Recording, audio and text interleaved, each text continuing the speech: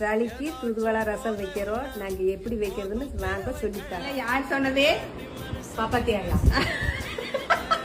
இந்த சீசனுக்கு சத்தியமங்கலம் ஸ்டைல்ல ஒரு சூப்பரான தூதுவளை ரசம் எப்படி வைக்கிறதுன்னு பாக்கலாங்களா? நீங்க ஊர் சைட்ல இருந்தீங்கன்னா இந்த தூதுவளை தலையோட மொசமொசான் தலையும் கோவத்தலையும் சேர்த்து எடுத்துக்கோங்க. சின்ன வெங்காயமும் பூண்டும் கொஞ்சமா எடுத்துக்கோங்க.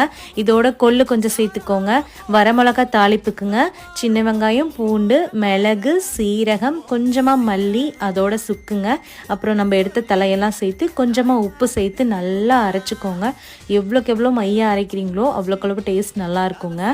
இப்போ ஸ்டவ்ல ஒரு பாத்திரத்தை வச்சு கொஞ்சமா எண்ணெய் சேர்த்துக்கோங்க. அதோட கொஞ்சம் கடுகு, வரமிளகாய் நீங்க கிள்ளி போட்டுக்கோங்க காரம் வேணும்னா. நான் குழந்தைங்களுக்கு கொடுக்கறதுனால அப்படியே போட்டுக்கிட்டேன்.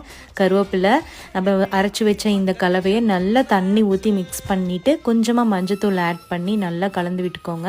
நான் ஒரு 6 பேருக்கு வச்சனால நிறையவே தண்ணி ஊற்றிருந்தேன். இது எவ்வளோக்கு எவ்வளோ நல்லா கொதிக்குதோ அவ்வளோக்கு அவ்வளோ நல்லா டேஸ்ட் இருக்கும். ஆனால் ரொம்ப சுண்ட விட்டுறக்கூடாது. ஓரளவு தண்ணி பதம், நம்ம ரசம் வைப்போம் இல்லையா, அந்த பதத்தில் எடுத்தீங்கன்னா தான் நீங்கள் சாப்பாட்டுக்கும் சேர்த்து சாப்பிட்றதுக்கு நல்லா இருக்கும். இது அப்படியே ஒரு டம்ளர்ல ஊற்றி குடிக்கலாங்க, இல்லை சாப்பாட்டோட சேர்த்தும் சாப்பிடலாம். எப்படி இருந்ததுன்னு ட்ரை பண்ணி பார்த்துட்டு சொல்லுங்க. நாளைக்கு ஒரு வீடியோவில் மீட் பண்ணலாங்க. பாய்ங்க.